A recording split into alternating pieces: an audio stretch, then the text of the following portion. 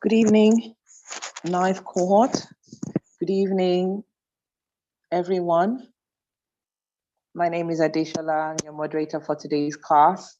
I'd like to welcome us once again to the Electoral College in Nigeria, a platform that is poised to educate Nigerians on politics and governance. And we are happy to have done this for a couple of years now. This is the ninth cohort, and we'd just like to say a very big thank you to members of the Electoral College and the team for putting this together, continually inspiring, teaching, and sharing knowledge about politics and governance in general. Okay, by virtue of introductions, I'll introduce myself again. My name is Adeshola Aladeshawe. I'll be your moderator for this class. Today, we will be handling political parties and structure. And our facilitator is already in class. I'll read his bio shortly. I'm sure once you hear all I have to read about him, then I believe you would be highly interested and your appetite wet enough to listen to this man who has quite a number of years of experience in politics and with political parties in general. Okay, let's also remember our ground rules. Once you come into the class, please ensure that you place your names in the chat box as you would like them to reflect on the certificate at the end of the course. Also, remember to mute your mics when you come in. And lastly, whilst the session is going on, let's note our questions. You can put them in the chat box so that you may not want to forget. And then after the facilitator is done, we will take questions by show of hands. The first few hands I see, I would also take questions from the chat box. Having said that, I would like to read the profile of our facilitator today, the person of Ibiang Livinos. I hope I got the pronunciation of your name correctly. Please correct me if I am wrong. You did very well. Please go ahead. All right, thank you so much, sir. Okay. Ibiang Livinos is currently a public health and biosafety expert and a professional in politics with over 19 years working in the social sector to strengthen institutional reforms that can lead to social change. He had led several student/youth movements and has been involved in human rights advocacy. He was a former FCT interim chairman of the Alliance for New Nigeria Party, ANN. And it was under his leadership that the party built the structures at the local government and ward levels before his ascension to the office of the national vice chairman of this same party for the South-South zone after the National Convention in 2018. In this capacity, Ibiang served in several committees, prominent amongst which is the Security Committee, which he chaired, the Partnership Committee with other parties for the general elections in 2019. He was also a member of the National Campaign Council of the party and served as the South-South Zonal Director and Chairman of the National Campaign. Ibiang Livinos is a graduate of the University of Calabar and holds several certifications in his chosen field. He holds, in addition, a master's degree in business administration from the Ahmadu Bello University and currently a PhD candidate in international public health. He is married and blessed with 3 lovely children. So without wasting so much of our time, I'd like to invite to the virtual lectern, Mr. Ibiang Livinos, to take us on political parties and structure. Thank you. Thank you very much, Adeshola, for that intro. Good evening, everyone. Let me take this opportunity to commend the leadership of the Electoral College under the able guidance of Mr. Kunle Lawal, a very respected friend whom I met in the course of our public health service. but again, who had decided to venture into politics and had since shown remarkable improvements in driving the course of political developments in Nigeria. Mr. Kunle Lawal, I want to commend you. I want to also commend the esteemed members of the Electoral College. I see first starting with Adeshola, who is our moderator for today, and I also see my good friend Wumi Hassan Bello, who has always been in touch with me. Good evening, sir. It's great to have you here, sir. Yeah, thank you. It's my pleasure. And the other members of the Electoral College, kudos to all of you for the good work that you're doing, and please keep it up. I see beyond the now, and I know that this college is going places. This college is going to assume an enviable position. In fact, I think it's already doing so in this country and beyond, given the recognition it is getting today.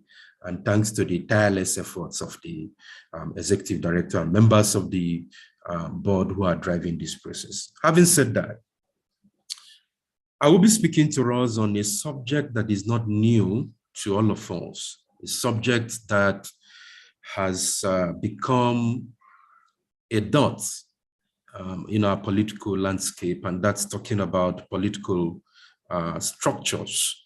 We already know a lot about political parties. I'm sure if I put the question here as to how many political parties we have in our political firmament, everyone here will reel out as many political parties as possible. But again, what has seemed to not be clearly defined to many is the structures of a political party.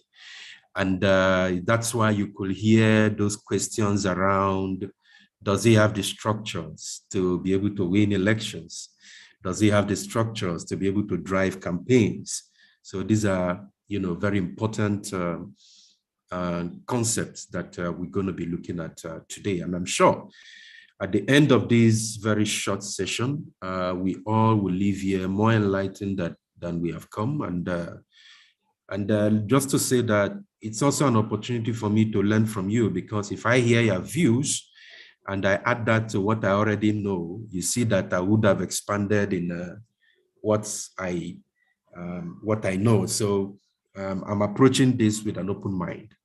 Again, just to say that a lot of the information I'm going to share with us, they are not mine. They are not mine. This is a product of research that has brought about this. And this research is driven largely by my interest and passion for political events and developments in Nigeria.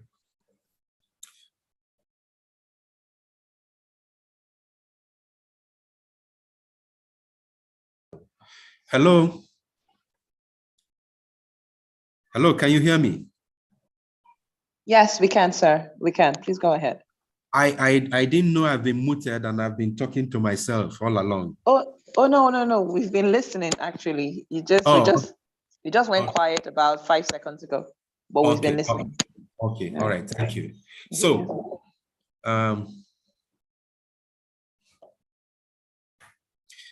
so just some bit of background, just to say that political parties are very fundamental to our democratic processes. And there can be no democracy anywhere across the globe without political parties. And democracy, of course, as we all know, is a form of government that delegates power through an electoral process. And as many of us know, Nigeria is in another electoral season. And in the next 2 to 3 weeks, INEC will actually declare the commencement of political campaigns in Nigeria. So everyone is looking forward to that time. Political parties are the platforms through which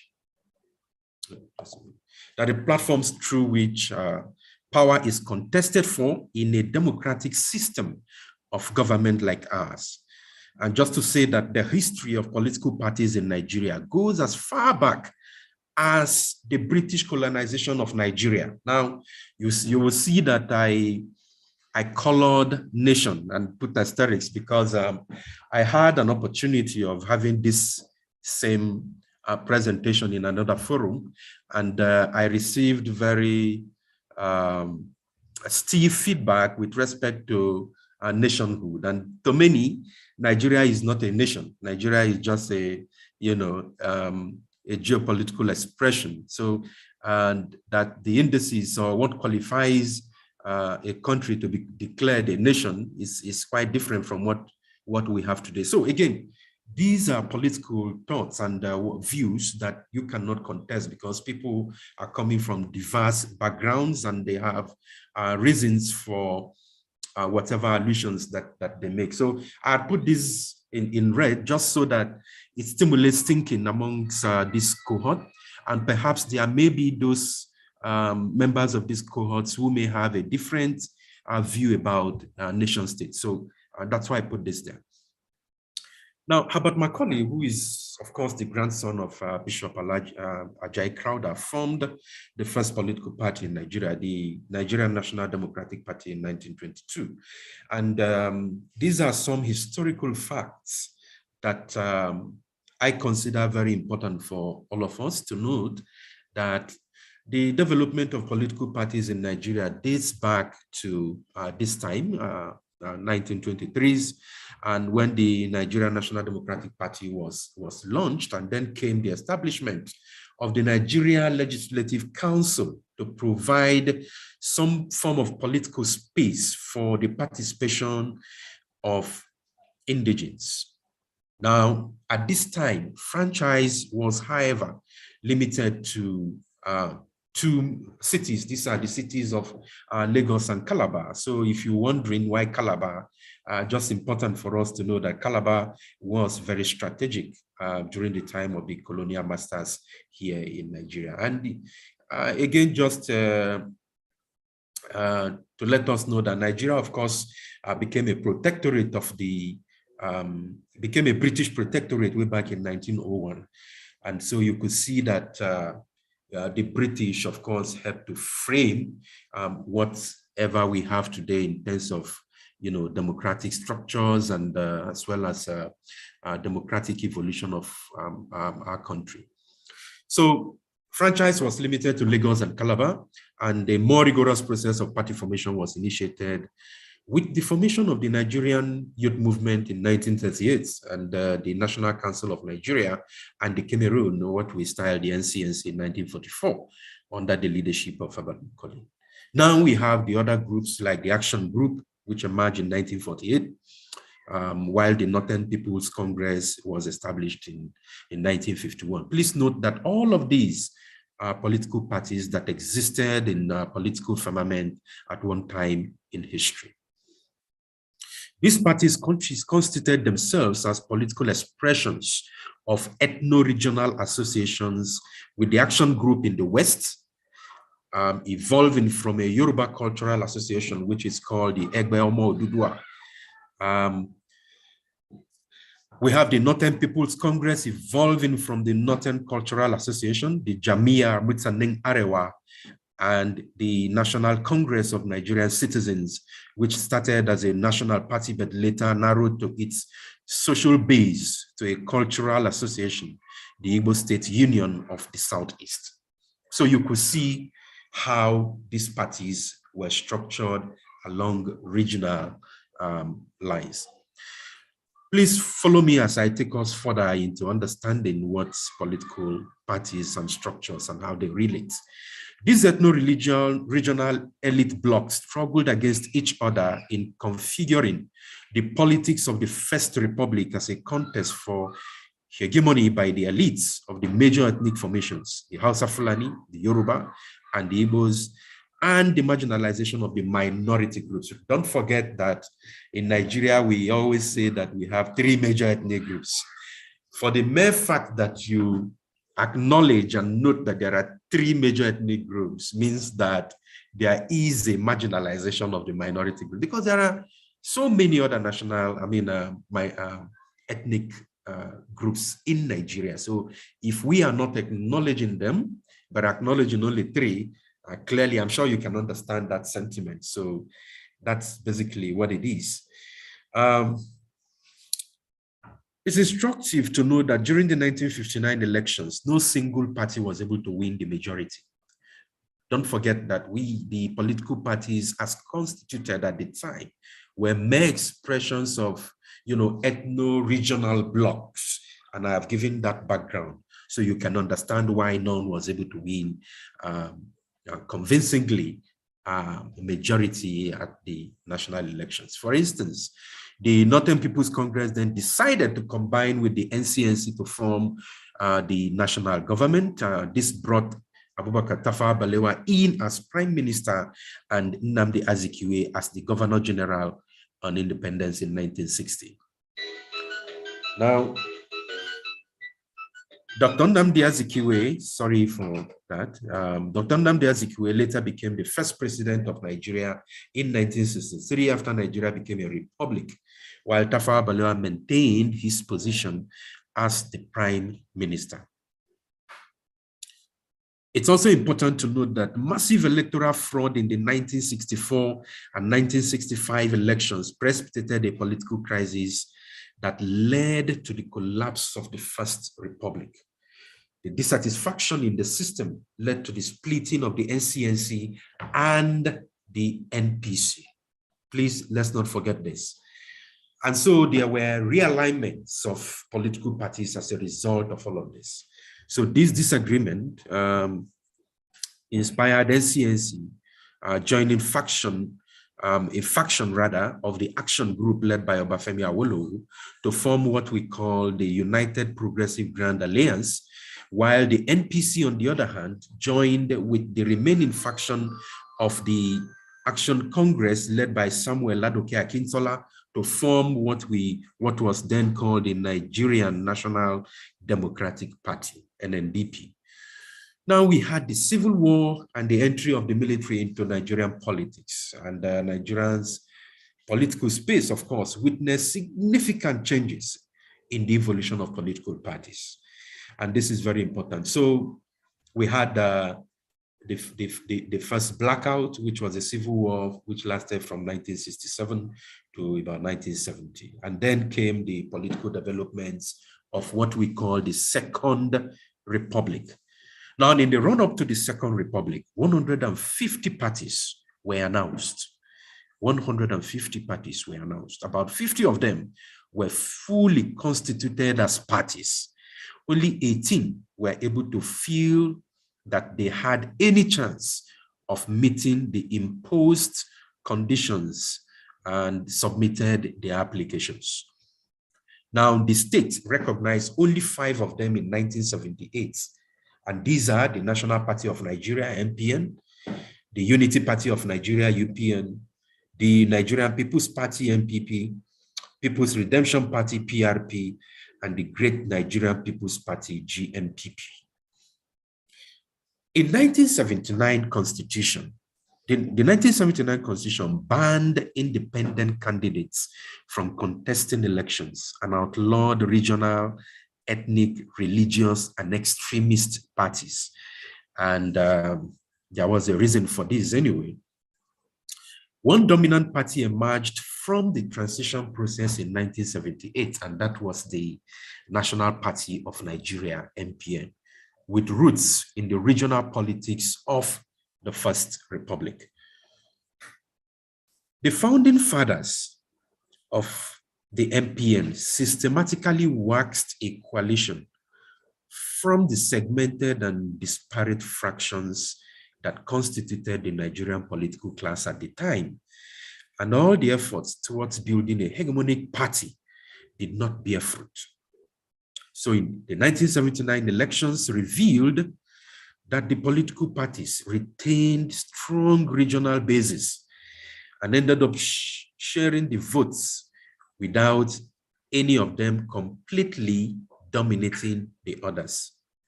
Ideological party politics was strong, with the People's Redemption Party, an offshoot of NEPU, and the Unity Party of Nigeria, an offshoot of Action Group.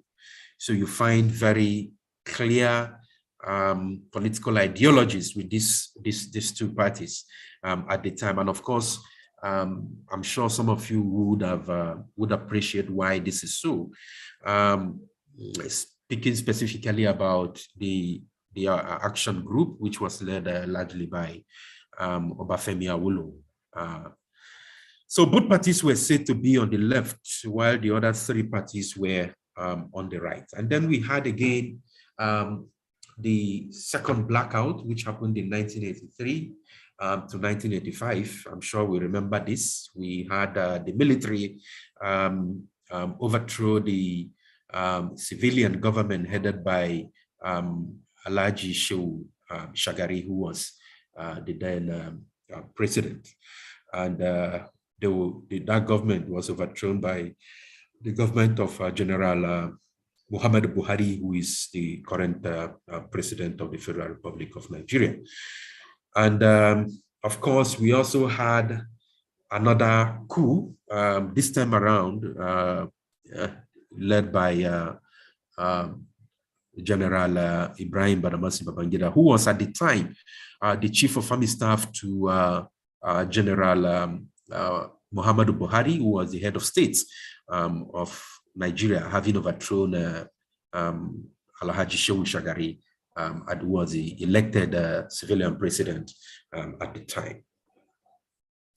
Now, that takes us, Babangida, of course, ruled from 1985 down to 1992, and then stepped aside early in 1993 after the botched 1993 elections, which of course were declared the freest and fairest, and saw the emergence of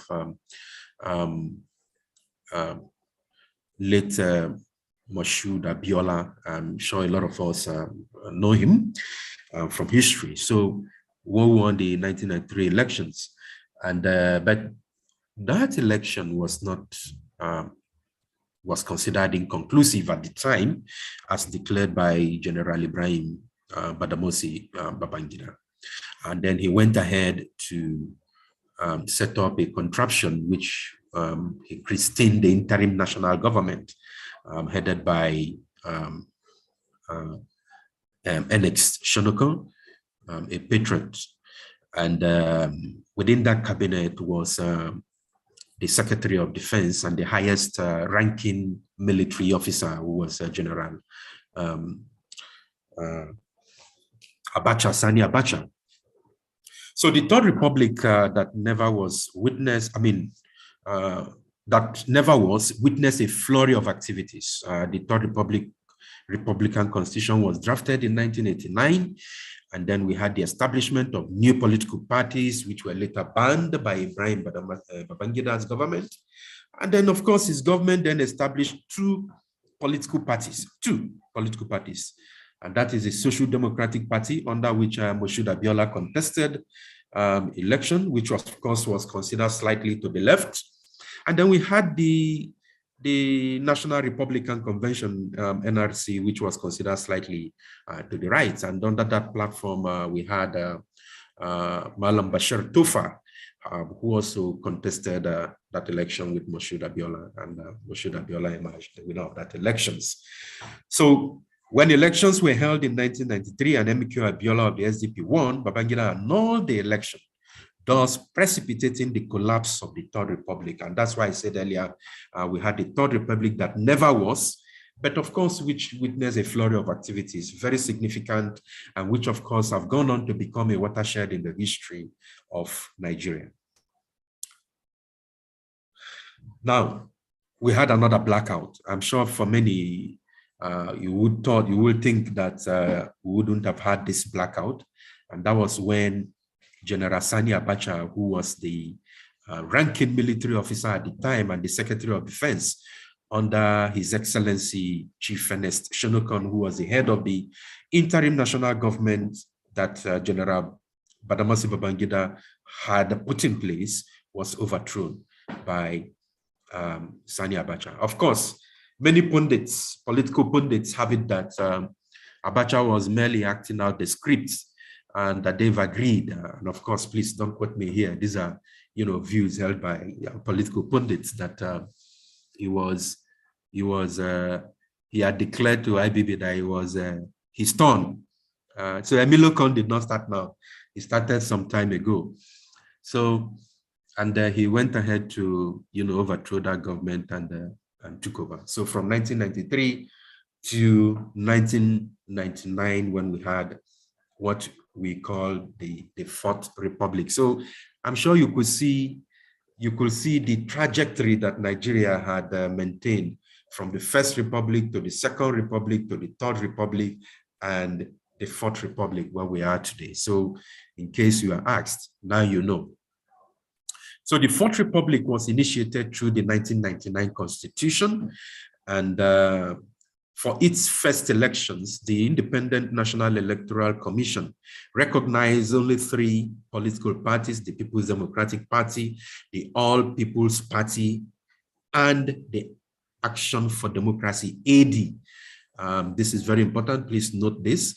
Following a Supreme Court judgment on the case of Balarabe Musa versus INEC, conditions for registration of political parties were liberalized. And so we had many other political parties birthed in the Fourth Republic. Subsequently, Nigeria's political space witnessed an unprecedented opening with the emergence of 63 registered political parties in April of 2011.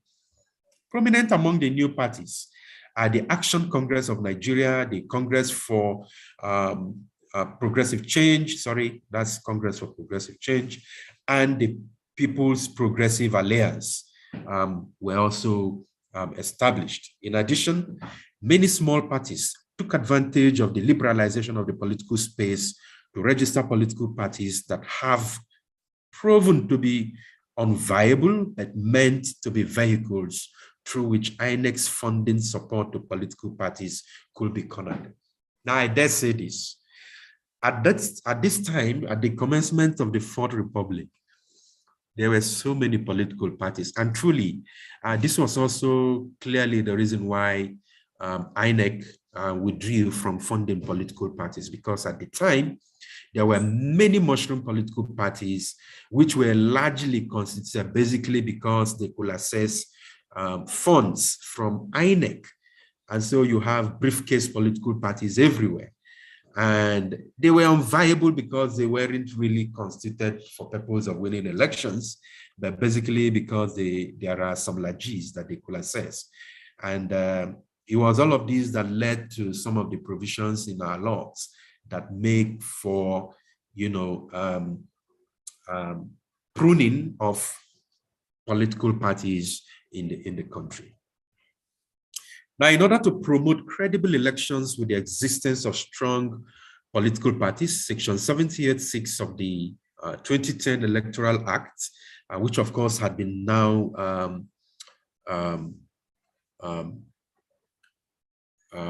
we have a new amended, which has been amended. We have the Electoral Acts of 2022 as amended. Okay, with the power to deregister any political party that failed to win any executive and legislative seats in the elections. Only 10 parties won seats in the 2011 elections. On 18th of August 2011, INEC deregistered 7 political parties that did not contest for any elective office in 2011 elections. They are the Democratic Alternative, National Action Council, National Democratic Liberal Party, Marxist Movement of Nigeria, MMN, Nigerian People's Congress, Nigeria Element Progressive Party, and the National Unity Party. And this, of course, was contained in the Daily Trust's newspaper report, page 3 of 19th August 2011. INEC also announced its intention to deregister more political parties as soon as the numerous court cases by some of the political parties were determined. At the end of 2012, an additional 31 political parties were deregistered, leaving only 27 registered political parties. A full list of recently deregistered political parties and currently registered party is also attached as an appendix. Now, it's important to note that Our political landscape or system, as you may prefer to call it, has substantial critical stakeholders. And that political landscape is made up of, politicians, political parties. We have political movements as well. We have the electoral systems, electoral umpires. We have the anti-corruption crusaders, electorates, judiciary, legislative, executive, traditional institutions, pressure groups, civil society and situation rooms, and more recently, what we call technoticians. Okay, all of these serve to deepen our political culture and help form the political structure via which governance is set. Now, I had left the realm of political development and history just so as to form a critical basis for understanding what the relationship between political parties and structures are. So we've been talking about political parties all this while, from their evolution to the series of political development that has bestrided the political landscape of Nigeria over the years. And we'll be going deeper now to look at what the structures truly are. Now, we've had the history of political parties, but the big question remains, what are they? What are political parties? So a political party, of course, is defined as an organized group of people with at least roughly similar political aims and opinions that seeks to influence public policy by getting its candidates elected to public office. You will agree with me, this is clearly what the political parties are doing, because every party has party programs, they have their party manifesto. And so when you have politically sponsored candidates who emerge victorious in an elections and are sworn in either as governors or assembly members or presidents, what they do is basically to implement the party programs and manifesto of the party. Parties are deeply and durably entrenched in specific substructures of societies, and for basis of sustainable and well-functioning democracy, they link the governmental institutions to the elements of civil society in a free and fair society.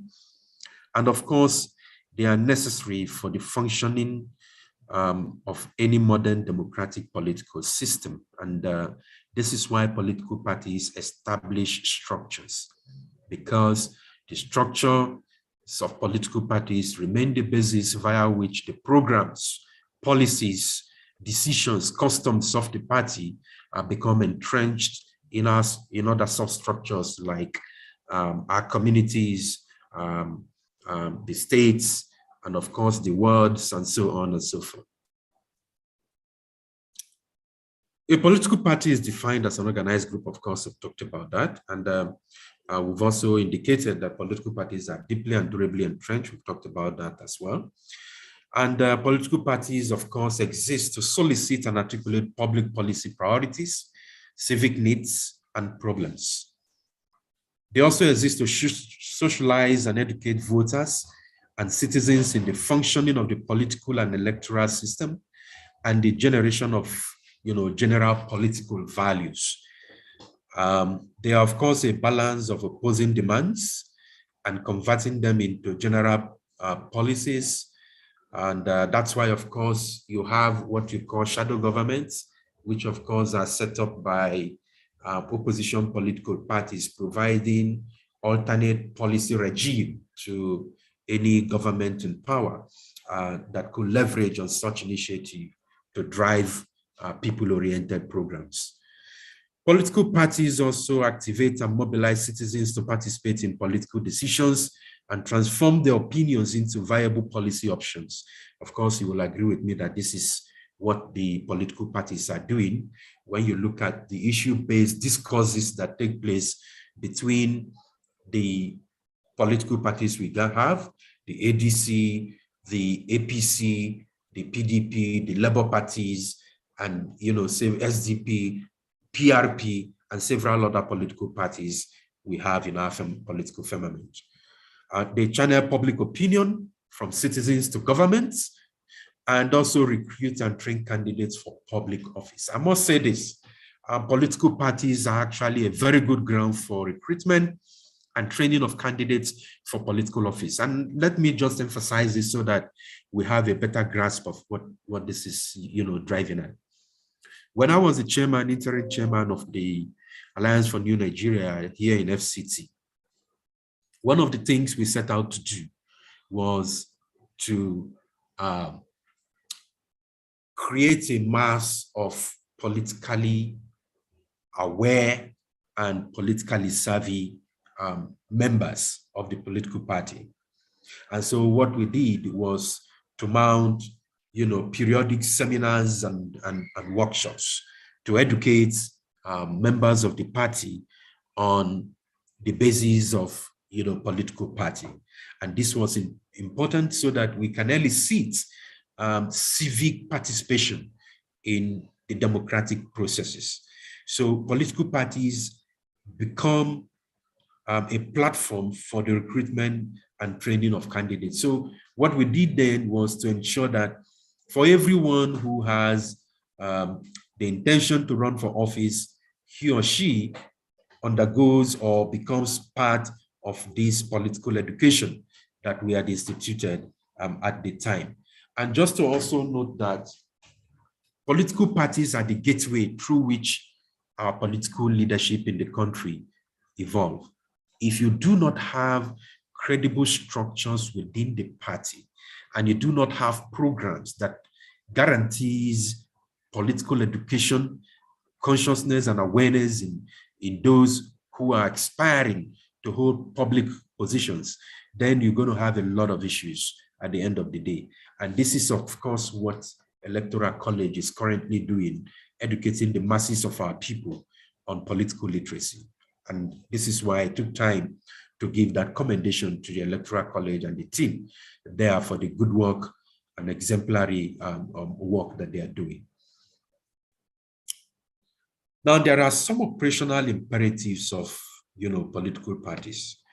To perform all of the functions that I've listed above, political parties and citizens need some rights and obligations guaranteed or ruled by constitution or law. And some of these rights include the rights, freedom of organization, because without which you can't have people coming together as a political movement or political party. Then the freedom to stand for elections. Everybody is free to stand for elections as much as you meet the minimum criteria set by both the political party and, of course, the Electoral Commission. Then the freedom of speech and assembly, provision of a fair and peaceful competition among parties and candidates. And this is where we call on INEC at all times to be fair and, provide enabling environment to all the political parties participating in an electoral process.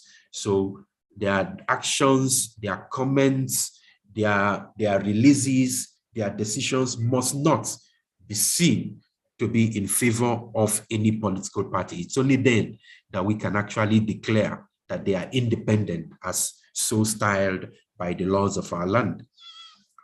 They must also provide mechanisms to ensure plurality, inclusion in the electoral process and contacts with electoral bodies, a level playing field and freedom from discrimination, media access and fair reporting guarantees, and then transparent and accountable political finance. And this is very important because our electoral laws require that there must be political accountability as well as financial accountability for any political party involved in the electoral process. You must declare your finances and you must account for every source of the finances that the political parties deploy in the electoral process. Political parties are essential institutions of democracy. I've said that. They compete in elections and offer citizens a choice in governance. Again, let me also say that the different political parties that we have actually provide alternative choices to Nigerian citizens today. Do not forget that in 2019 elections, we more or less had the two major political parties, and you could see that the dynamics have since changed.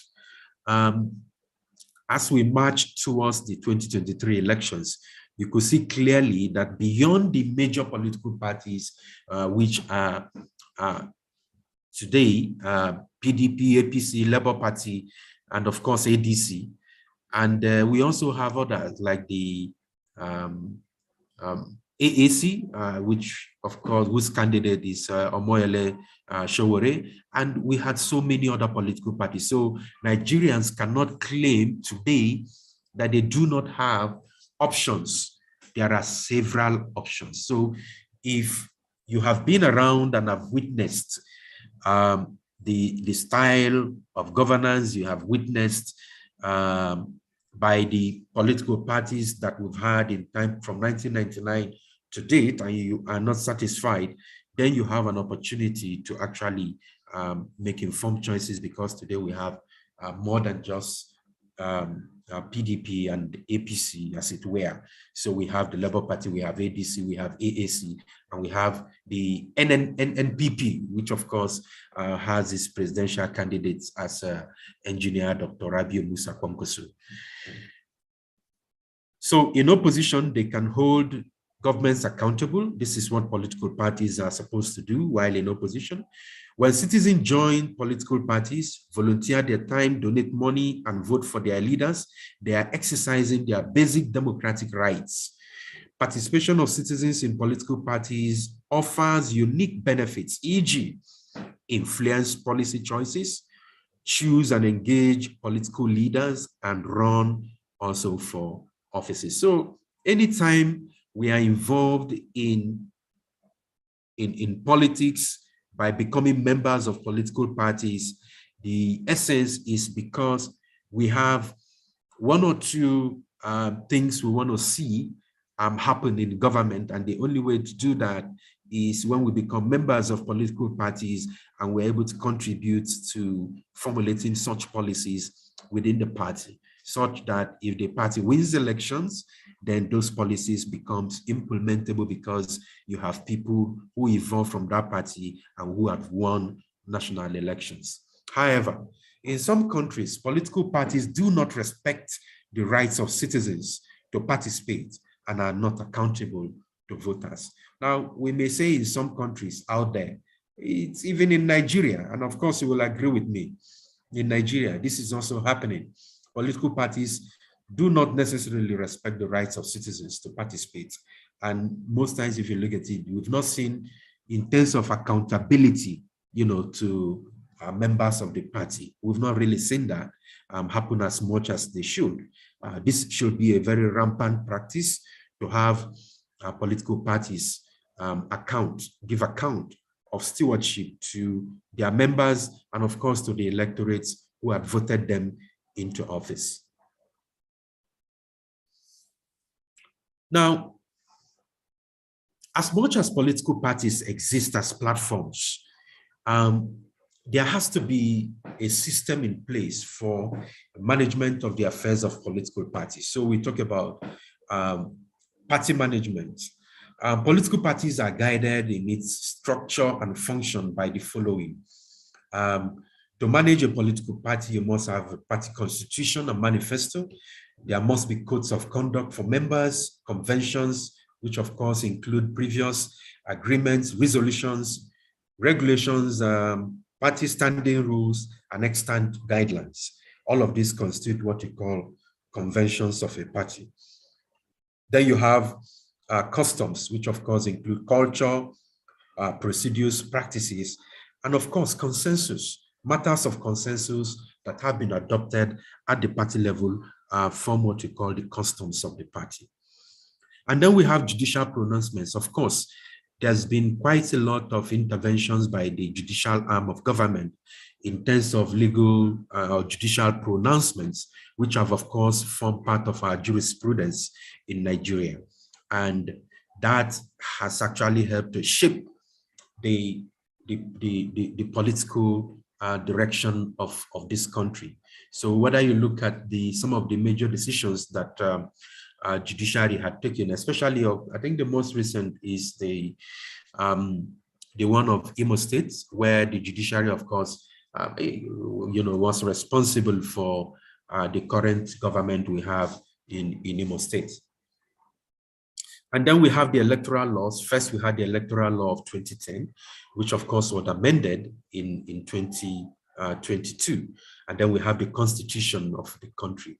So all of these tools have become critical in the management of the affairs of a political party, because every political party is guided by all of this. Now, what then are structures of political party? Simply, there are critical structures of a political parties. And these structures include what we call the World Executive Committee, the World Congresses, the Local Government Executive Committee, Local Government Area Congress, Senatorial District Executive Committee, Senatorial Congress, the State Working Committee, the State Executive Committee, the State Congress, the Zonal Working Committee, the Zonal Executive Committee, the Zonal Congress, and then we have the National Working Committee, the National Executive Committee, the Board of Trustees, the National Caucus, the National Convention of the party. All of this is what is referred to as party structure in a party system. So it's important for us to know. But importantly, there are also other structures that exist within the substructures of this country. And I will mention them as we proceed. But just to note that whenever we talk about structures, these are the structures that we are referring to. But come to think of it, all of these structures, what will make these structures functional? Can the mere mention or listing of these structures be anything formidable within the electoral space? Definitely no. So something must make it functional, and that is the people. So people in all of this listed structure actually make up the structure. And that's why you hear those arguments when people ask, oh, this candidate doesn't have structure. And they say, what are structures? People are the structure. We are the structures, because we actually make up these whole listings of political party structures that we have mentioned. So people are the veritable instruments of functionality of the listed structures that we have here today. So I'd like for us to take note of that. Now, we'll x-ray briefly their functions, just so that we understand why these structures are very important. Take, for instance, the World Executive Committee. The World Executive Committee exists for purpose of administration of the party at the world level. And of course, you will agree with me, the world is the lowest level of any political structure in Nigeria, the world. Their function is also to raise funds for the party, drive membership for the party, draw up strategies for political campaign, mobilize voters for the party, implement the decisions of the World Congress and other organs of the party, receive the World Auditor report, and also perform such other functions as may be in the interest of the party and as may from time to time be assigned to it by the higher organs of the party. So the World Executive Committee is a very, very, very important structure of a political party. Now, beyond the World Executive Committee, we have what we call the Congress. And in every democratic process. The Congress is usually the supreme organ of that structure. So the Congress is constituted as such. It consists of all elected political office holders as well as registered members of the party, and they meet once in a year. What are the functions of the Ward Congress? One is to receive reports of the officers of the ward, receive auditors' report, approve the budget for the ward, elect members of the ward executive committee, elect ward delegates to the party congress, conduct primaries for the ward elections, and carry out such other functions as may be in the interest of the party. So you could see from here that the ward congress is superior to the ward executive. It is like the legislative arm of a political party at the ward level. And then we have the local government executive committee. And what are the functions? It includes all of the other functions we have listed for the ward executive, in addition to undertaking general administration of the party in the local government area, implement the decisions of the local government congress and other higher organs of the party, and also perform such other functions as may be in the interest of the party, and as may from time to time be assigned to it by a higher organ of the party. So we also have the composition of the local government area congress, and we say this is made up of the local government party chairman and other members of the local government area executive committee.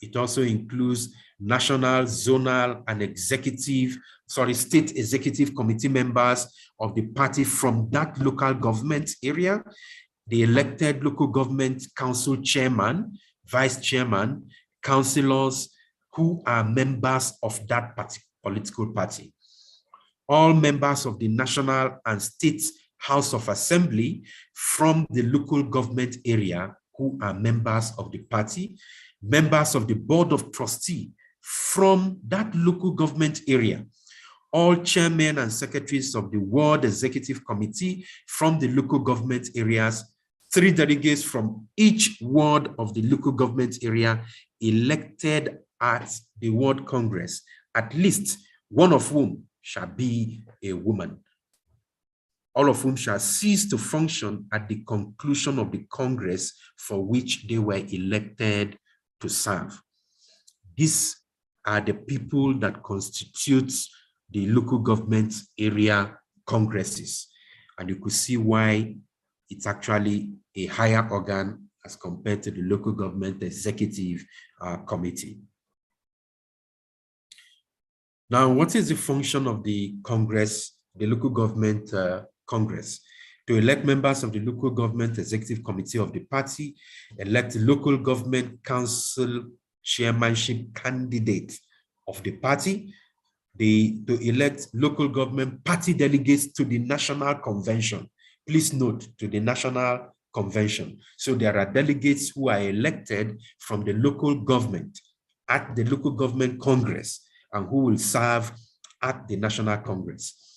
And then it approves the budget of the party at the local government level and then receive the local government auditor's report. So these are the functions of the local government congress.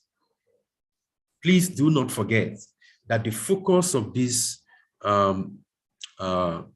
moderated session is looking at political parties and structures. We had provided the history of political parties in Nigeria, and at this time we are looking at the structures of the political parties and looking at that from their constitution to the functions that they perform for the political parties. Now, there are other structures of the parties, especially at the state level. This includes the state caucus, the state elders committee, the state executive committee, the state party congress, the state the state assembly congress, House of Representative Congress, and the senatorial district congress. These congress, which are asterisks, actually provide a platform for the election of the candidates, senatorial candidates. they are elected at the Senatorial District Congress. Those for the House of Representatives are elected at the House of Representative Congress. And then those for the State Houses of Assembly are elected at the State Assembly Congress. And then for the governorships, for the governors, they are elected at the State Party Congress. So these are the functions of the State Party Congress: approve budget of the state branch of the party, elect officers of the State Executive Committee, elect the governorship candidate of the party, receive reports from officers of the party, and receive the state party auditors' report. So you can see how very important these structures are in a political party. Now, this is the composition of the National Working Committee. The National Working Committee is made up of the National Chairman, the Deputy National Chairman. There are 6 National Vice Chairmen representing the 6 political zones of the country. We have the National Secretary, Deputy National Secretary, and all these offices that have been listed here. They all make up what we call the National Working Committee. And basically, their functions include the day-to-day administration of the party, and they are responsible to the National Executive Committee. So the National Executive Committee, just like the State Executive Committee, is superior to the National Working Committee at the national level, just like the State Executive Committee is superior to the State Working, Committee. In case of emergency, the National Working Committee acts on behalf of the National Executive Committee, subject to ratification by the National Executive Committee. Let me give you a specific example to this so that you can understand how this works. If you will recall, prior to the APC convention, you remember that because it was not possible to convene the National Executive Committee of the party, periodically, the National Executive Committee yielded its powers to the National Working Committee under the leadership of Senator Abdullahi Adamu of the APC to manage and take decisions on behalf of the neck of the party. So it's very important to emphasize this so that we understand how important the Executive Committee is and its relationship with the National Working Committee. So the National Working Committee performs such other functions as may be assigned to it by the NEC, that is the National Executive Committee. The National Working Committee meets not less than once every fortnight. The quorum of the Working Committee is usually 2/3 of the membership drawn from at least 2/3 of the zones in the country, and a simple majority shall pass any motion. Now, we also have the National Vice Chairman who shall attend the meetings of the National Working Committee at least once in 2 months to brief it on the operations of the zone. Do not forget that the National Vice Chairman are actually the leaders of the party at the zonal levels. So you have a semblance of all of those offices that were listed at the earlier, existing at the zonal level and headed by the National Vice Chairman. So they are very important in the scheme of political operations. And then we have the National Caucus. I don't want to dwell on these structures since we have listed and identified what political party structures are, and we have their compositions as such. Of course, I will leave this presentation with the moderators so that this can also be shared to members of this cohort who might want to have a deeper look at the content, and also to help for those of members of this cohort who might want to be involved in some political research. This could form some primordial information upon which you could build on advancing knowledge. So we have the National Legislative Caucus, of course, So the National Legislative Caucus exists within the National Assembly. So the Legislative Caucus, you have the Senate Caucus, and then you have the House of Reps Caucus at the National Assembly. The two of them make up what we call the National Legislative Caucus. So the National Caucus, the major function or task of parliamentary groups in the legislature can be summarized as follows. They choose floor leaders. So if you find those officers you call the majority leader, the deputy majority leader, the minority leader, the deputy minority leader, chief whips, all of these positions you have in the National Assembly, they are products of the Legislative Caucus. It is the Legislative Caucus that makes this recommendation to the Senate Selection Committee headed by the chairman of the National Assembly, and who then announced the appointment. But it's important to note that the Legislative Caucus contributes substantially to the appointment or to the emergence of who becomes the majority or deputy majority or minority or deputy minority leader, chief whip, and all the rest of them. So they are very important.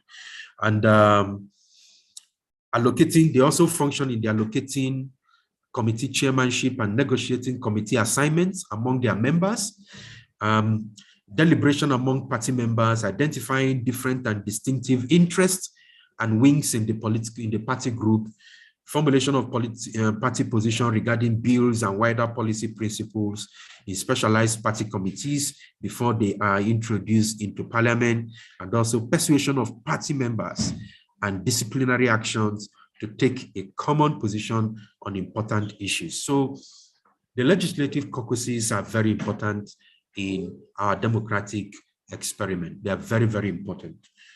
And that's why I have to emphasize that. Now, talking about the NEC, the National Executive Committee, I just want to x-ray some of the functions so that you can understand why we situate the NEC, or why the NEC is situated as a much higher structure to the State National Working Committee. The NEC is headed by the national chairman, who shall be the chairman of the committee, the chairman and secretary, board of trustees, also members of the NEC. The national deputy chairman is a member of the NEC. All other members of the board of trustees who shall have no voting rights. And let me also say this, a lot of what I put on these slides are largely based on the party that I belong to. So if you find variants of this in other political party documents, please do not be surprised. I need to mention this. A lot of what I have put here is based on the political party in which I served at the time. So just for us to note this.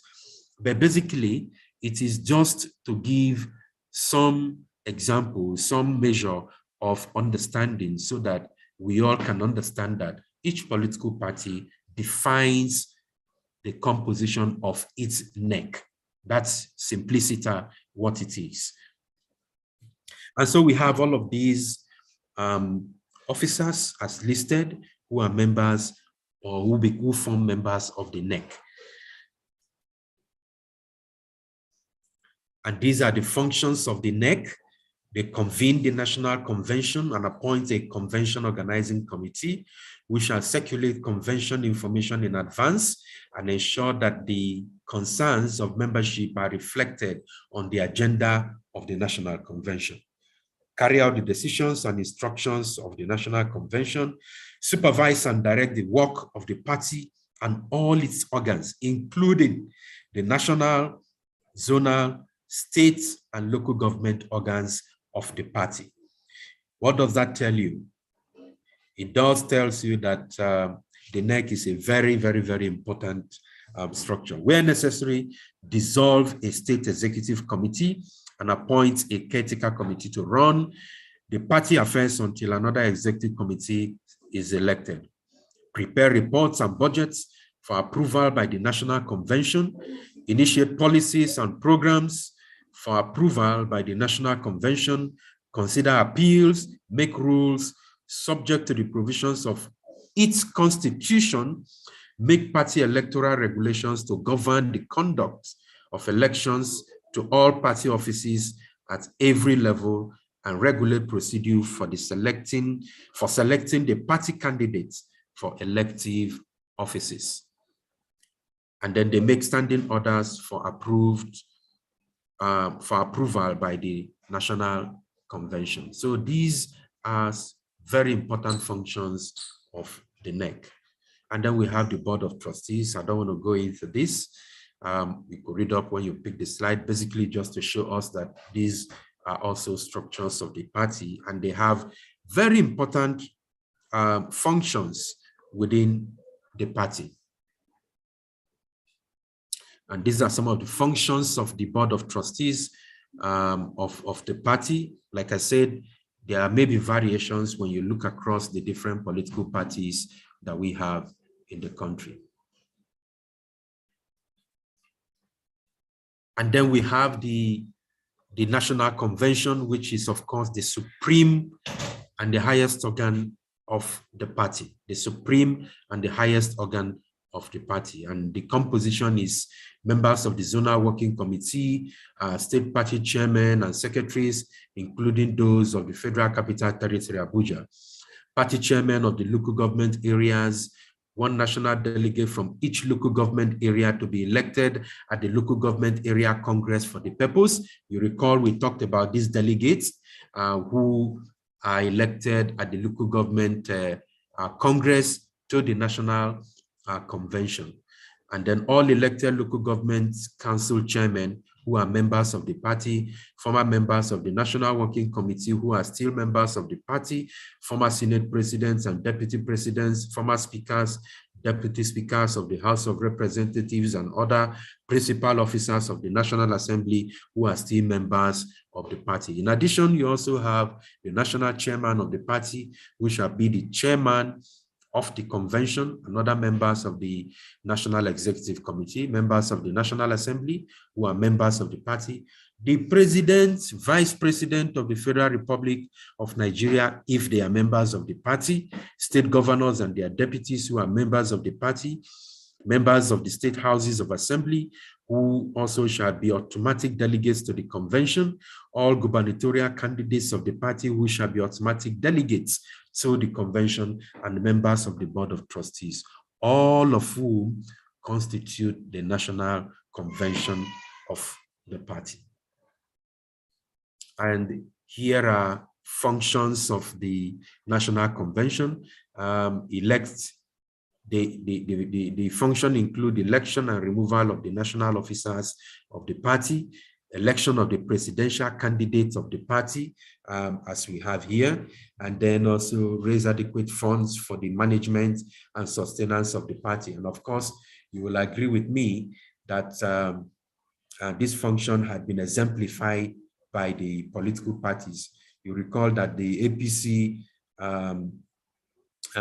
the All Progressive Congress, pegged the cost for presidential nomination forms at 100 million. So all of these are avenues to raise money. While PDP was around 50 million, other parties, also have the fees. And all this is geared towards, generating revenue or finances for the political parties. And then they formulate policies and programs for the party, and so on and so forth. So all the functions are there. I don't want to go through all of those, but just to highlight those that are very critical. So these are the functions of the National Convention: exercise, determine, review and amend, delegate, take actions to aid or facilitate realization of objective of the party, appoint, determine, review, ratify, alter or rescind provisions of the party constitution as the case may be, and exercise such other powers and authority not inconsistent with the provisions of the constitution as shall aid or facilitate the realization of the objectives of the party. Now, amidst all of this, now that we know what the political party structures are, it's important to also note that there are other structures. There are other structures of political parties. And these include partnerships. Partnerships are also very important.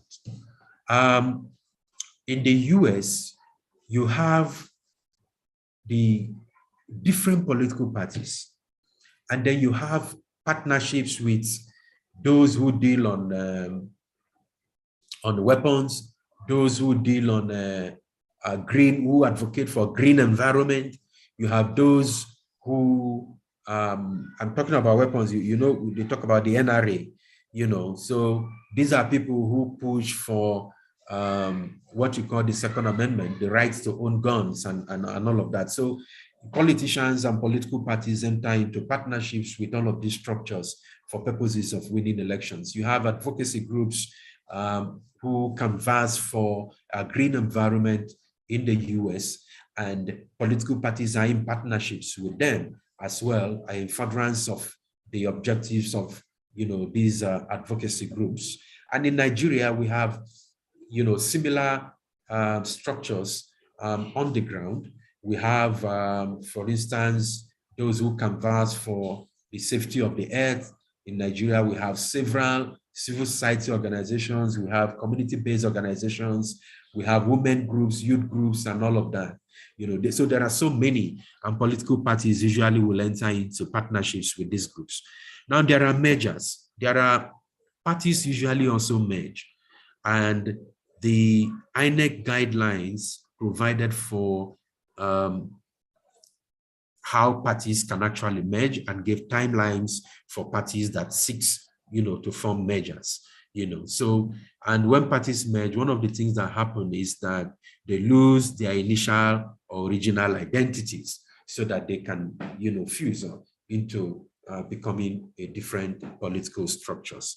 We also have coalitions like what you call the CUPP, Coalition of United Political Parties. This, of course, became evident in the build-up to 2019 elections, where we had PDP and some allied political party coming together to form a coalition of united political parties. And then, of course, you can think about so many other structures, which may not necessarily be political, that exist in the political space called Nigeria, and of course, which will enter into partnership with political parties as they build up to the elections get close. So, once again, as I know that with the little that we've shared, we have a better perspective and understanding as to what constitutes political parties and what constitutes structures of a political party. But beyond the structures of a political party, which are formalized and circumscribed within the political parties, we have other structures within the political space, and which of course contributes to shaping political opinion and influence how electorates would vote in the coming elections that we have. So all of these make up what we call the structures of the party. And don't forget, the people are the greater structures that any political party can actually leverage in determining the course of victory at elections. So once again, thank you for granting me audience. I'll stop here while I yield the floor to the moderator, Adeshola. Over to you. I think I'm done. Here are just a few references from where some of this information came from. Thank you very much. I'll take questions. Adeshola, over to you.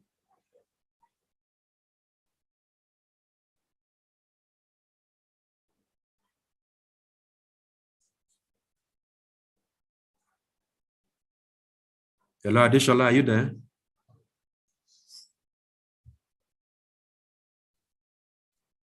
Can anyone hear me? Yes, we can, sir. Hi, Okay. Shola. Okay, before she joins, let me just start with the question. Crystal and Tony, you can go ahead and ask your question. Thank you very much for the session, sir. It's been enlightening us always. Thank you very much, sir, for your presentation. It was very enlightening. Anyway, my question is centered around the structural composition that you actually mentioned. I know you mentioned that every party has its own structure. I think that is composition that is peculiar to that particular party. However, I believe that they're all quite similar. They have a lot of similarities in them. But what I want to find out now is that this composition, because I can see that there's a lot of executive committees, various congresses, national working committees, and all this, right? Is it compulsory that every party must have all these structures, like all these people in place, or there are just some particular ones that are really important for them to have, you know? Then the second thing I would like to clarify is just that relationship between the National Working Committee and National Executive Committee. I think I didn't really get that well. Thank you. Okay. Thank you. Thank you. Very brilliant question. So whether it is compulsory to have all of these structures. So I'll cite some specifics and then I'll tell you why the structures are very important. If you look at the National Convention, for instance, beyond what we call the statutory members of the convention, there are delegates to the National Convention. And the delegates to the National Convention are elected at the Local Government Council Congress. What does that mean? It therefore means that you must have a structure called the Local Government Congress. Are you saying that? So that structure must exist. And how do you have a Local Government Congress when you don't have a World Congress? So it's a build-up. Let me give you biologically. The human body has several systems. And the build-up to the systems of the body, okay, is from the cell. The cell is the basic unit of life. In a similar manner, the World Executive and the World Congress are like the cellular structure of a political party. So they must exist before you can talk about the local government structure, before you can talk about the state, before you can talk about even the national, because you can see clearly that people elected as delegates from the local government Congress participated in the National Convention. So that makes these structures very important and must exist. And I'll tell you again, we have what we call the State Party Congress. The State Party Congress is a congress at which the governorship candidates are elected. And delegates to the State Party Congress include delegates elected at the World Congress. You see that? So that makes the World Congress very important. The World Congress is like the legislative arm of the party at the world level because you have the executive. So in democracy, there are arms of government, the executive, the legislature, and the judiciary. Each of these arms of government sits on a level ground because they are equal and opposite. They checkmate each other. They ensure that there are checks and balances. So you can't have a Congress at the world level existing alone. There has to be an executive arm, which of course implements. Its function is to execute, to implement party programs. But the congresses exist to ensure that there are checks on the executive at the ward level so that they don't act ultra vires beyond the powers allocated to them in the constitution of the party. So yes, those structures are compulsory, they are important. And they are so important that INEC monitors the activities of these structures. So if you say you have, because you have to have structures down to the ward level, and if you say you want to do conduct elections into the executive positions of the ward, INEC has to be notified because they monitor all of these processes to ensure that they actually happen. This is what deepens democratic culture in our political space. It is the existence of this structure and the rampant practices of the party programs that deepens political culture in our system. It is the existence of this structure that makes for political education, creates awareness, and ensures that the policies of a political party trickles down to the lower level. So these are the reasons why these structures are very important. And look at it. It is at the congresses that the executive of the ward are elected. It is at the congresses that the executive of the local government are elected. It is at the state party congress that the executive, what you call the state working committee of the party, are elected. So this is why these structures are very important. Your second question talks about the clarity between the working committee, the National Working Committee, and the NEC. I'll clarify.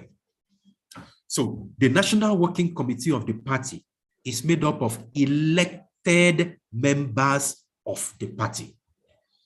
First, elected members of the party. And these elected members of the party are elected at the National Convention of the party. The National Convention is like the World Congress, is like the Local Government Congress, is like the State Party Congress. But at the national level, you have what we call the National Convention. So the convention is the most supreme organ of the party. Now, all the National Working Committee members are elected at the National Convention. But the NEC is made up of those that are elected, plus, depending on the political party, because each of the political party by its constitution had defined who can be the, who can become a member of the NEC. But I'll just give you the basics. All chairmen and secretary, all the chairmen of the state chapters of the party are automatic members of NEC. So you see, the NEC is bigger than this, the National Working Committee. Then you have governors elected on the platform of that political party who are members of the NEC. The president, vice president, senate president, speaker, who are members of the party are automatic members of the NEC. And you have other members who are members by reason of the provisions of the constitution of the party. In addition to the members of the Board of Trustees, who by the party provisions may not have a voting right except for the chairman and secretary of the Board of Trustees of the party. So from what I've given you, you can see clearly that the NEC is bigger than the National Working Committee. The NEC is superior to the National Working Committee. But the National Working Committee are those elected to run the day-to-day affairs of the party. So the people you see every day are the National Working Committee members. They run the party. That is the chairman, ably assisted by the deputy chairman, deputy national chairman, the national vice chairman, secretary, assistant, and so on and so forth. I hope I've answered your question. Yes, you have. But I just want to find out, doesn't this automatically annihilate like the smaller political parties? Because I want to believe that to be able to pull this structure together, there's a certain level of resources that is required, and and so even if maybe the people actually want a particular candidate, if that candidate doesn't have a party that has a viable structure as listed here, that means his chances of winning are automatically jettisoned. So they aren't jettisoned. And the chances could be very, very bright. Remember, in my concluding, I did mention that the listing of the structures of the party will make no sense if the people are not part of the structure. People are what makes the structure a structure. It is not the mere mention of a structure that gives a political party the strength. It is the people who make up that structure that makes the structure what it is. So for every political party that wants to attain political power at the national level, you must ensure, that party must ensure that it has a wider reach across the geopolitical zones, across the states, and across the local governments of Nigeria. This is very, very, very important. This is very important. If you don't have structures that percolate down to the ward, it is very difficult to drive party programs. It is very difficult to, for instance, so you can expect, say, the national officers of a political party to be in the communities talking to people, canvassing for votes. It is the ward executive that does that, because the ward is the smallest or the lowest level of any political party, and they exist within the communities. So they are the ones that mobilize people. They are the ones that mobilize people to join the political party. They are the ones that canvass for votes at that level, and so on and so forth. So these structures are very important, and that's why any political party that looks to winning elections at the national level, say for president, must have structures, percolate down to the lower level. It is either you have these structures or you go back to what I initially stated earlier, what I call the partnerships that could exist. Remember, I talked about partnerships here. So you must have partnerships at that level. And okay, let me give you this. Recall the arguments around whether Labour Party has structures or not, until people started saying, oh, we are the structures. We are here. We are in the local governments. We are in the communities. But don't also forget, the Labour Party is a product of NLC. It's a product of the labor unions. It is their party. And the labor centers exist in every nook and cranny of this nation. So, and this is the message that the Labour Party is passing today. They say we are everywhere. For those who are wondering whether we have structure, we are already everywhere. We existed before many other political parties. And so the issue of whether we have structure or not doesn't really arise, because we have, ready structures that we can fall back on, for campaigns and all of that. So in addition to the APC and PDP, which have built structures across the entire length and breadth of this country in the course of their existence. So that's exactly what how important political party structures are. Thank you very much. You're welcome. All right, thank you very much. We'll move on to the next set of questions. See the hands. Let's take from Ifyok, and then I see Sharon's hand. Okay, so let's balance it up. So Camille now, and then we'll take Sharon after.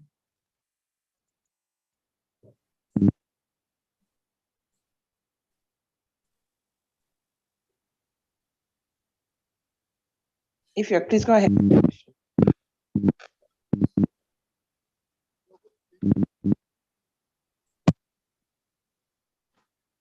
We really. Hello, good evening. Okay, good evening. Good evening. Good evening, Mr. Ibiang. Thank you for the lecture. Please, I have 3 questions. Please, can you limit them to one? Okay. Yes, thank you. Okay, let me ask 2. Let me ask 2, please. The first one is, sir, when you were talking, you were introducing the party. You mentioned something about you were describing the parties at the beginning advent of democracy in Nigeria. You made a statement that's always puzzled me. You said something about these parties where each to the left. To explain what to the left means, to the right means, and center, left of center, right of. I keep hearing these things, and I'm not clear of what. I'm not clear. I have no idea what it means actually. Can you explain that to me? Let me just leave it at that point. Yeah, go ahead. Ask all the questions. I'll take them all at once so that we can conserve time. Okay. Then the second one is something that is an argument in the Nigerian political space. Who do people vote? You said people are the structure, but are we voting for the person? Or are we voting for the party? That's a question I want to be answered by someone who is an expert in the field. Then question 3, what's the difference between alliance and the merger? When alliance and the merger. That's all my 3 questions, sir. Sorry, I didn't get the third one. What is the difference between an alliance and a merger? Is there any difference if parties say we are coming into an alliance and 2 parties say we are merging? What's the basic difference? All right. Thank you. Welcome. Moderator, do we have any other questions? I want to take questions that may be similar so that in providing responses, we can. Okay, there's no way we can. I've noted the flux questions. Okay, so let me have Sharon now. So I'll take about 3 people now, Sharon and then Bawa, and then you can go with questions. Thank you so much, sir, for this session. From our classes so far, I'm beginning to see that what Nigeria has is an implementation problem, but in terms of structure, we basically have everything we need. So my question is, as regards the rules, you mentioned that INEC supervises a lot that happens at the ward level.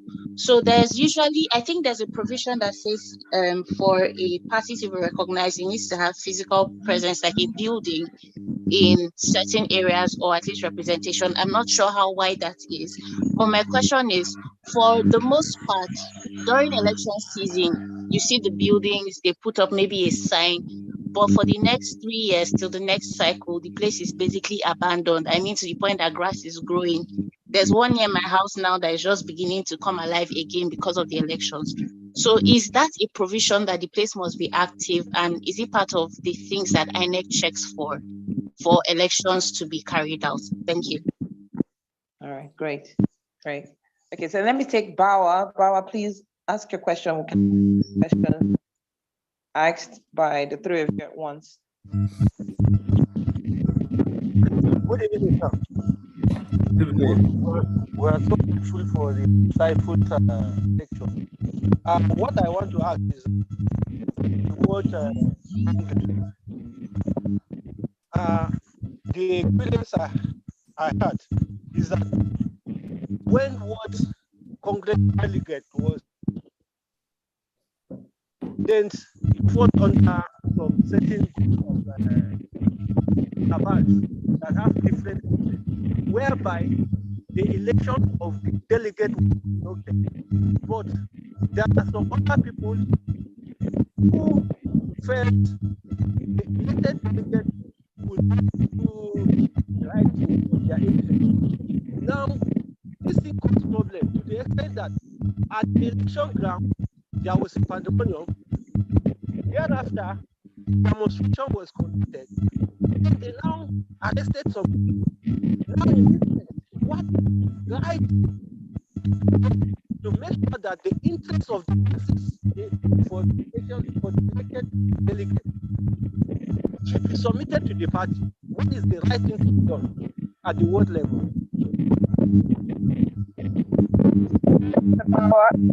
This Power's line is a bit obliterated by some noise. I can't hear him very well, and I think he has a very important point. Power, if you could type that question, I will gladly take it. Okay, what I'm saying in this case is that, sir. Yes. I think you can get me now. I've just changed Yes. position. I'm not even in a noisy place. Okay, great. Go ahead. What I'm saying is that at the ward level,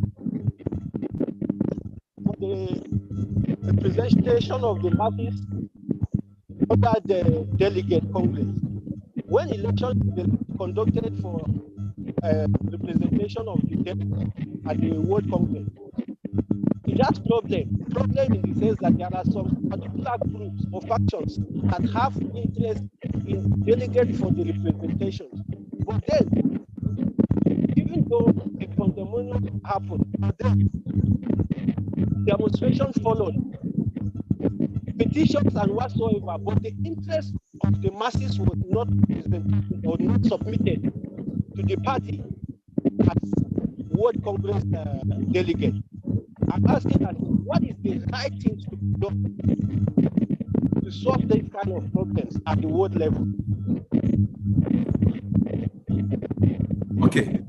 Now I will try to speak broadly and hoping that I might address the questions you've asked. Let me start with you. Every political party clearly prescribes the manner for the conduct of world congresses and the election of delegates at the world to the state party congress. So when you have delegate elections conducted and delegates are elected, and as a result of conflicting interests, other interest groups are presenting a different person. It's very simple. Let's have parties to the World Congress raise a petition to the state's state working committee or executive committee of the party, and also copy INEC, because the INEC usually sends through the resident electoral commission, send representatives to the world congresses, the local government congresses, and the state party congresses. So they are usually there. And let me tell you what they do.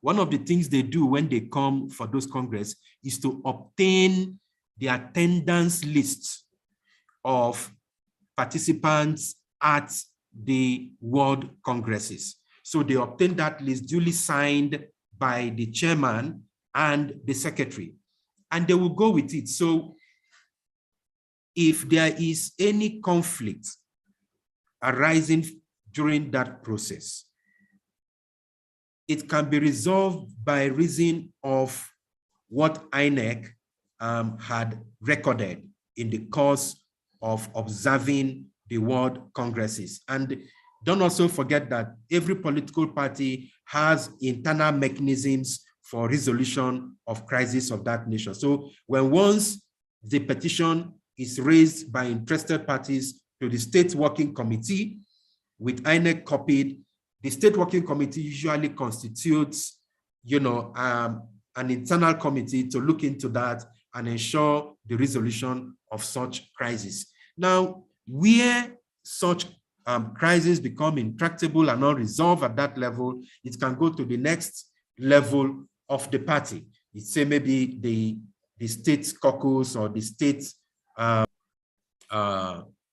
executive committee and so on. And if it is beyond their level to resolve, it goes to the next level. So basically, the political parties have internal mechanisms for resolving political or electoral conflicts that might arise during the congresses, either at the world level, at the local government level, or at the state's party congress. So there are those mechanisms. And that is why most times when you listen to political commentaries on TV and radio, you hear them say, oh, it's a family affair. It's a family affair. It will be resolved. Yes, because INEC will not just intervene. INEC only came to observe, and they take note of the attendance sheet, okay? But the resolution of the crisis is the business of the political party. And where all of this fails, from the ward to the local government, to the state, to the national, then it may end up in the courts. It's at that point that you see that certain matters get to the courts for determination. So, but usually what happens, by the time the different organs of the party sits over the matter to look at the merits and the merits as presented in the petition that is sitting before them, there is usually a resolution of some of these issues. So that's speaking broadly, and I hope it addresses the concerns that you have. The other question from Sharon. Sharon is talking about physical structure as a requirement by INEC. Yes, that's absolutely true.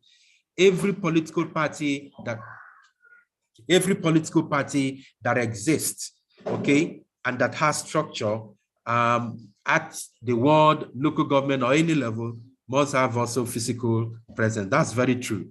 So again, this is very funny because it's typically what happens everywhere. There is no doubt, Sharon, and the truth is what you have painted.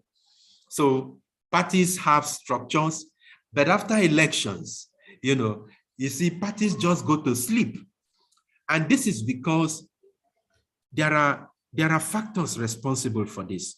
Some political pundits hold that where you do not have clear-cut ideologies, then you have a problem.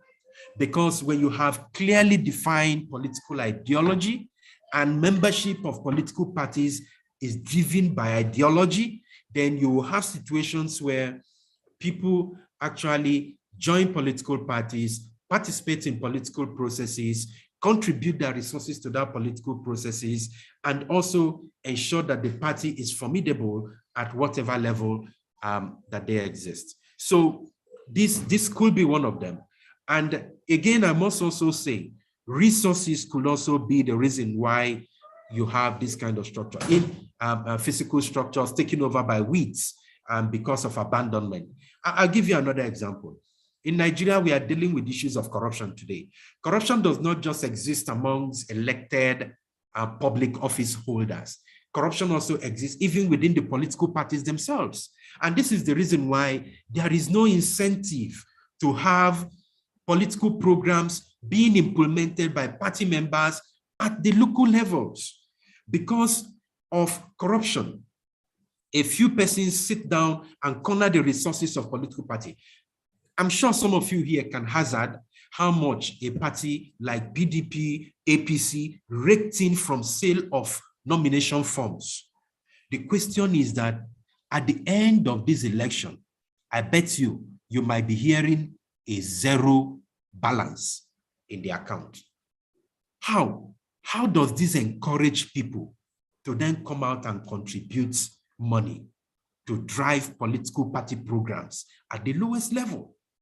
Because the funds that are generated as a result of the sale of nomination forms, some amount is supposed to be, in fact, INEC actually defined a percentage that ought to be set aside for certain things. I can't remember exactly, but it's there.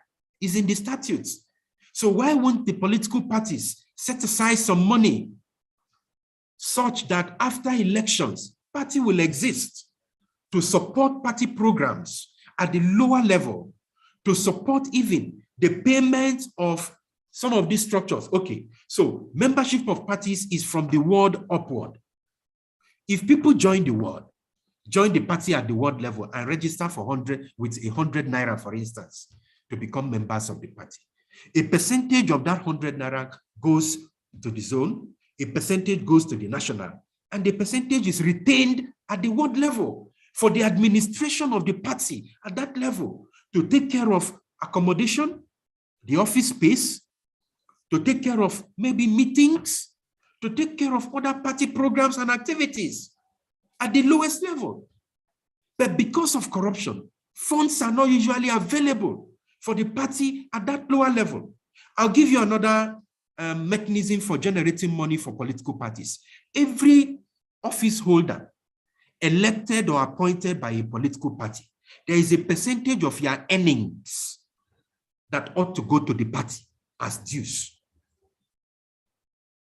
There is a percentage of your earnings. So if you are a supervisory councillor appointed by a local government chairman, you are to pay a percentage of your earnings to the party at that level to support the activities of the party. That's how it works.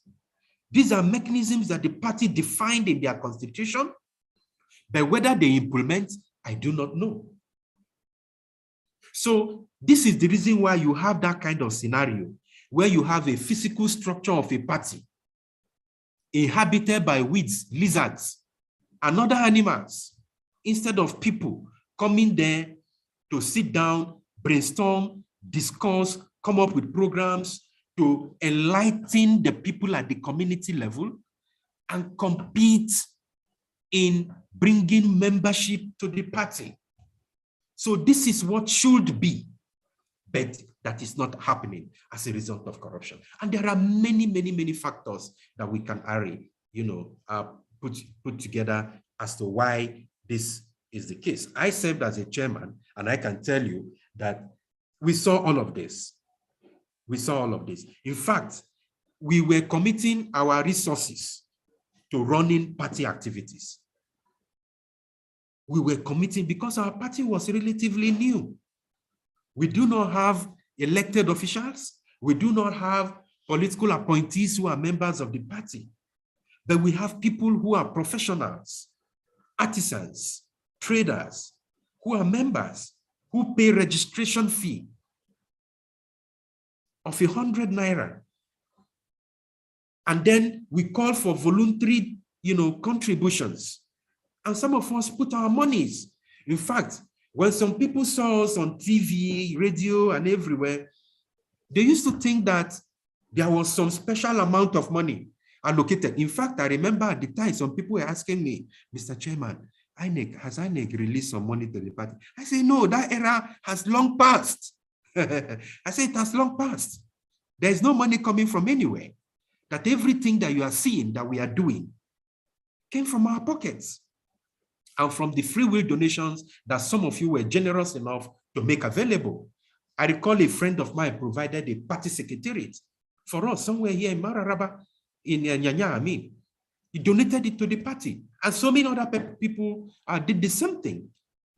So these are some of the reasons why you can have a physical structure inhabited by weeds, abandoned because nobody visits them. So Sharon, I hope I've addressed your concerns. And then the other question is, if your is talking about who do we vote for? Is it the party or the individual? What you have on the ballot box is the party. So what we vote for is the party. But this is the trick. This is the trick. The current electoral season provides opportunities and options. It provides options in terms of candidates. So we are looking at the candidates and we are looking at their competencies. We are looking at their, their integrity. We are looking at what they've been able to do. We are looking at their passion, their drive, and their commitment. We are looking at a number of parameters as a basis to making a decision as to who to cast our vote for. So when we make that determination as to who to vote for, the next thing is to look for which political platform does he belong to. So having identified the persons based on these things I've mentioned, the 3 C's, competency, character, and capacity, integrity, passion, commitment to development, having identified whatever parameters you may want to put forward. Okay, the next thing is to identify the party that candidate belongs. And then on that day of the election, you are out there to cast your ballot for that party. So that is exactly what happens. In terms of alliance and measures, the laws of the land, the electoral laws provides conditions for measures to happen. Don't forget, when you have two political parties merging, they lose their identity. They lose their identity in terms of name. They lose their identity in terms of logo. And when they merge, they can't demerge.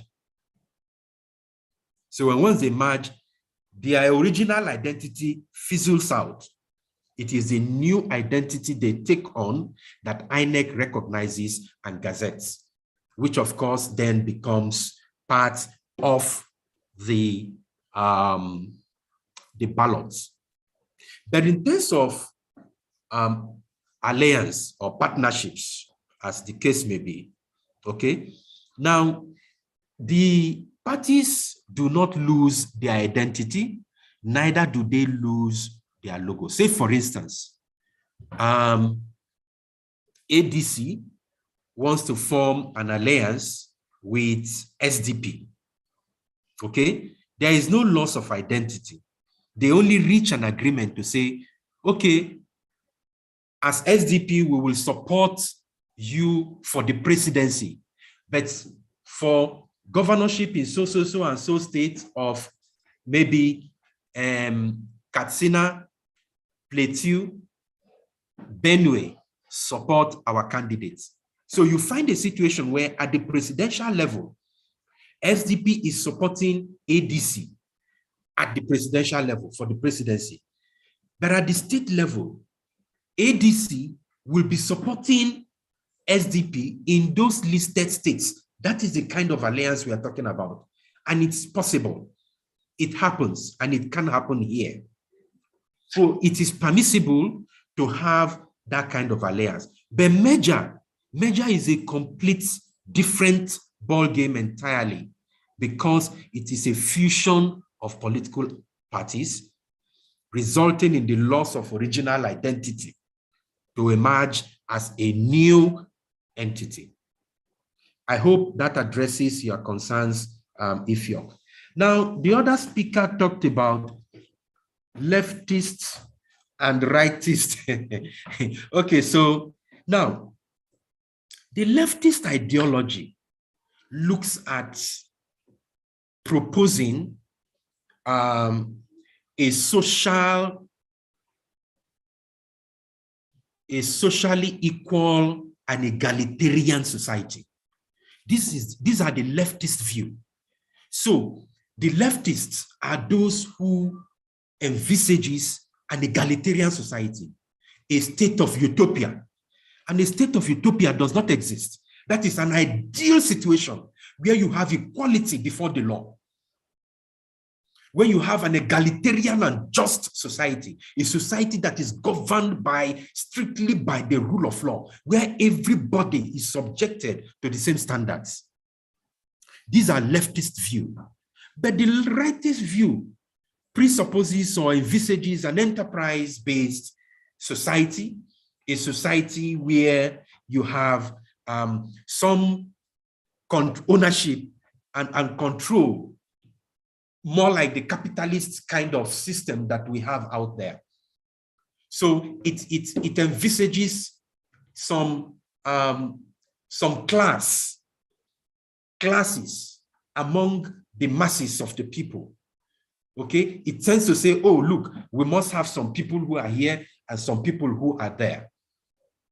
So that's what the leftists and the right-wing political ideologies basically speak to. It kind of defines groupings. It defines stratifications in the political systems. While the leftist view is, looking at an egalitarian society, a socially just society, a society that sees everyone to be equal. Now I leave you to judge Is that the society we have in Nigeria? So, whereas in the First and Second Republic, these are the things that characterize the kind of, political ideology at the time. But then doesn't mean that we actually attained all of those positions. So that's basically what those ideologies clearly represent. And of course, you have the ones that say a little to the left, a little to the right. So it's kind of a midwife of the two extremes, bringing the two extremes. Yes, you can have a socially just, but again, you also need to have, because people are at different levels. So again, you are creating those stratifications in the society. I hope I've addressed your questions. I don't know if there are others. We have 4 more questions by 4 more people. And 1 question in the chat box. So we'll quickly take those. Idris Kende, please, you can mute yourself. And then after I have Harry Omoro, okay. Oh, okay. So my question is on the chat box. Okay. All right. So his question has to do with, I think you mentioned something about a blackout period. Hello? You said during the blackout period, does it mean we don't have governance, or are we left without a government? No, we actually do have government at the time. We have military governments. And of course, you know what, how the military governments are described. They are considered an aberration, something that shouldn't be, because they were not elected. They were not anticipated, they were not expected, but they just happened on us. So there were military governments. And to all intents and purposes, there were certain things happened during the military era. For instance, again, it depends on which side of the divide that you're standing or looking at this. The creation of states was achieved during the military era because it's a government that rules by fiat. Okay, so it's not democratic. So the creation of states was by them. So whether creation of states is an advantage or disadvantage is left for all of us to decide. Like I said, it depends on where you are standing. There are people who do not see creation of states as constituting any advantage. There are those who felt that creation of states is an advantage. Well, either way, like I said, it depends on where you are standing. So there were governments at the time. Okay, so let's take the last 3 questions at once so that we can, if possible, round off at the dot of 7 or 2 minutes after. So, Mr. Harry, kindly unmute yourself and ask your question. Yeah, good evening, please. Good evening. Yeah, this is Harry OK. When you were lecturing, especially when you were taking us on the development of the political parties, you talk about the blackout that is the era of Abacha. Yes. And we mentioned Abacha. Thereafter, you mentioned Shoniko came in. Then I was expecting that you're going to mention somebody like Abdul Salami, and you skip it for people that don't really have that knowledge. I think it would be very nice for you to mention that. Okay. Yes. Then the other issue is there's something they call subventions that the federal government normally gives to the political party. So I want to ask, is that subvention constitutional, and does the federal government still give to political parties of today? That is my question. Thank you. Thank you, Harry. So, yes, any other question? Carlo Innocent, please ask your question quickly.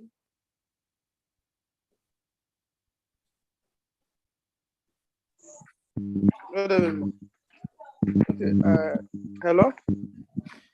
Yes, good evening. Go ahead. My question is, I was having a section with a friend, so we had an argument, and thank God of this session, I said I'll ask it here. If we have a winner in the primaries organized by a party, and the winner choose a deputy, maybe in the long run before the election, the winner either died or became incapacitated, who becomes the flag bearer? Only the fact that the deadline for submission by INEC has reached. So that's my question. All right, great. Thank you very much. Then lastly, Mr. Dauda Bilkisu, please ask a question.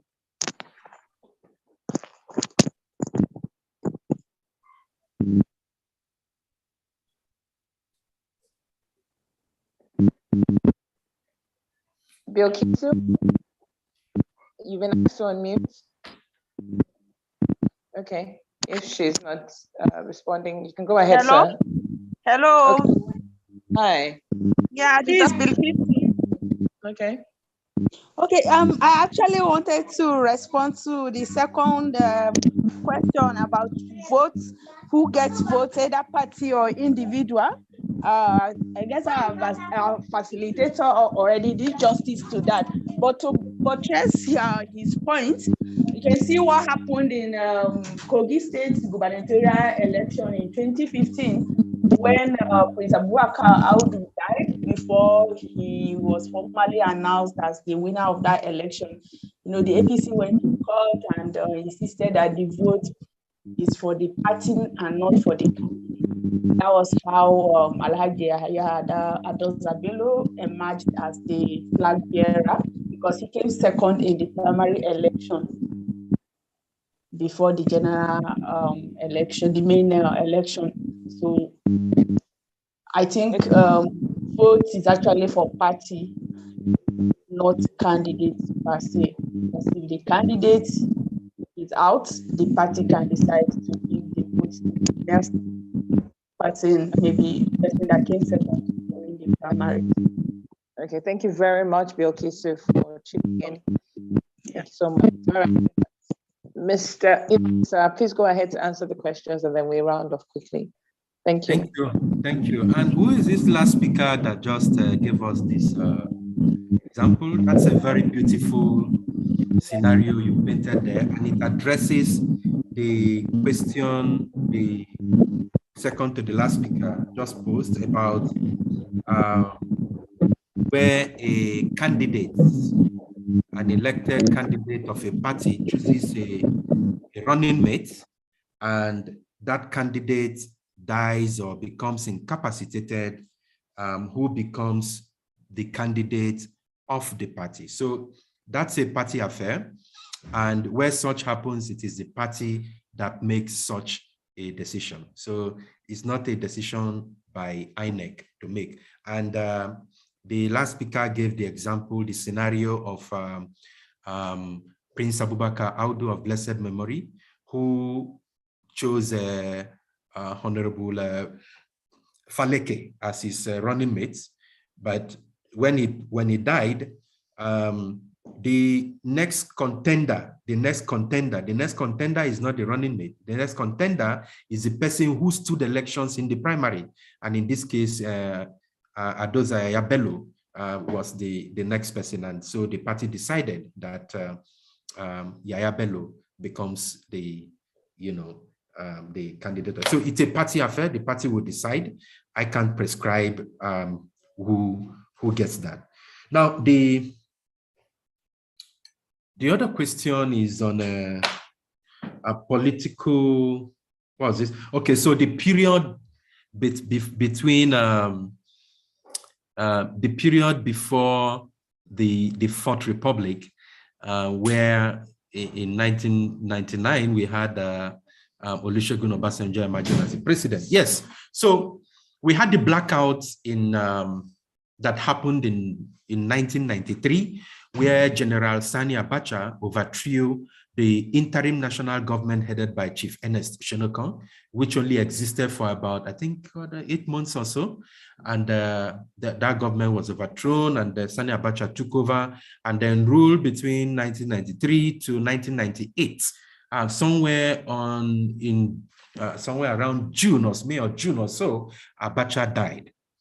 Abacha died. So when Abacha died, the Provisional Ruling Council met, and in consultation with other statesmen like General Ibrahim Badamasi Babangida and some other senior citizens, decided that Abdul Salami, Lieutenant General at the time, or General Abdul Salami Abubakar, who was the then Chief of Defense Staff and the highest, the ranking officer at the time, assumed the leadership of the country as the head of state. So that's how General Abdul Salami Abubakar became the head of state of Nigeria, and rolled out the transition and timetable from 1998 to 1999, resulting in the election of Chief Olusegun Obasanjo as the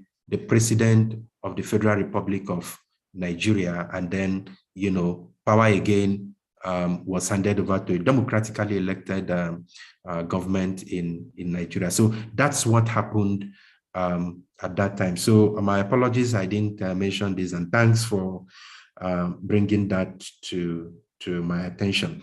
There was a question on subventions, whether government still gives subvention. I think I addressed this during my presentation, that along the line, government through INEC stopped giving subvention to political parties, because there were quite a lot of political parties that were more or less briefcase political parties set up specifically for purpose of assessing these subventions from government, and then going away. You don't hear anything about them until the next election cycle. So as a result, those government discontinued the allocation of subventions to political parties. So as we speak, there are no subventions to the political party. Every political party that have cause to exist must clearly define mechanisms for raising funds to drive political campaigns and political programs in the country. So over to you, moderator. I think. All right, sir. Thank you so much. At this juncture, I'd like us to say very thank you. I think you did a fantastic job by enlightening us on political parties and their structures. Thank you for the history and background, and thank you also for enlightening us, especially as it pertains to the forthcoming elections. Thank you so much. Ninth cohort, please, you can put it in the chat box by sending your wishes, your thanks, and your gratitude to Mr. Ibiang Olivenas for this great class. And on this note, I'd like to say a very big thank you and good night to everyone. Thank you so much to the Electoral College for the opportunity to share. Thank you. We appreciate you. Thank you. All right, then. Good night, everyone. See you next week. Classes continue next week. Please, for those of us who have not joined the groups, please kindly join. Assignments will be sent on Wednesday unfailingly. Thank you and have a warm evening.